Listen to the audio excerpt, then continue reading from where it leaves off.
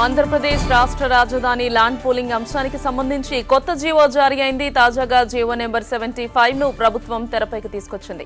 Land pooling కు ఆఖరి తేదీ వచ్చే నెల 1 గా ఏపీ సర్కార్ ఆ జీవోలో స్పష్టం చేసింది. అప్పటిలోగా భూములు ఇచ్చేవారికి మాత్రమే 10 ఏళ్ల పాటు ప్యాకేజ్ ఉంటుందని స్పష్టం చేసింది.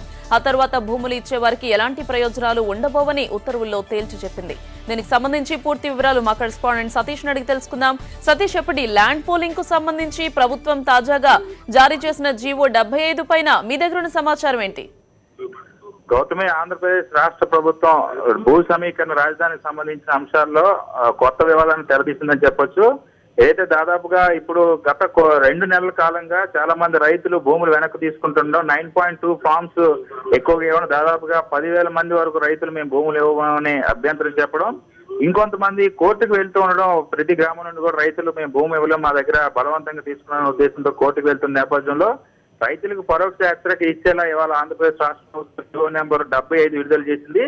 ఆ జీవో సారాంశం ప్రకారం ఈ నెలాఖరులోపు ఖచ్చితంగా రైతులంతా భూములు ఇవ్వాల్సిందే. అలా ఎవరైతే భూములు ఇస్తారో వాళ్ళకు మాత్రమే 10 ఏళ్ల పాటు ఏదైతే ల్యాండ్ పూలింగ్ స్కీమ్ రాష్ట్ర ప్రభుత్వం నిర్ణయించిందో 10 ఏళ్ల పాటు ప్రతి ఏటా ఇచ్చే పంట పరిహారం వర్తిస్తుంది. అంతేకాకుండా ఆ ప్యాకేజీలో ఉన్న ఇతర ప్రయోజనాలన్నీ కూడా ఖచ్చితంగా ఈ నెలాఖరులో భూములు ఇచ్చే వారికి మాత్రం వర్తిస్తుందని చాలా స్పష్టంగా చెప్పారు. ఈ నెలాఖరులోపు ఎవరైనా ల్యాండ్ పూలింగ్ స్కీమ్ కు స్వచ్ఛందంగా భూములు ఇవ్వకపోతే మాత్రం ఎట్టి పరిస్థితుల్లో తర్వాత వాళ్ళకి ఎలాంటి పరిహారం రాదు. రాజధాని ప్రాంతంలో ఉన్న ఏదైతే 29 గ్రామాలు ఉన్నాయో సిఆర్డీఏ కోర్ క్యాపిటల్ సంబంధించిన గ్రామాల్లో ఇచ్చిన రైతులు ఎవరికి కూడా ఇక మీద ఎలాంటి ప్రయోజనాలు వర్తించబోవని చెప్పి చాలా స్పష్టంగా చెప్పారు. ఏదైతే ఈ మధ్యకాలంలో వివాదాస్పదం అవుతుంది, తరచూ రైతులంతా కోర్టుకు వెళ్తున్న నేపథ్యంలో ఇప్పటికే కోర్టులు కూడా చాలా స్పష్టంగా రైతులు పంటలు వేయకుండా అడ్డుకోవద్దు అని చెప్పి చాలా స్పష్టమైన రైతులకు అండగా నిలుస్తున్న నేపథ్యంలో రైతులను ఏ విధంగా దారి తెచ్చుకోవాలన్న ఆలోచనలో ఉన్న రాష్ట్ర ప్రభుత్వం పరోక్షంగా హెచ్చరిక జారీ చేసిందని చెప్పొచ్చు. ఎట్టి పరిస్థితుల్లో కూడా ఈ నెలాఖరులోపు భూములు ఇవ్వాల్సిందే. ఒకవేళ భూములు ఇవ్వకపోయినట్టయితే ఖచ్చితంగా వాళ్ళకి ఎటువంటి పరిహారం వర్తించదు.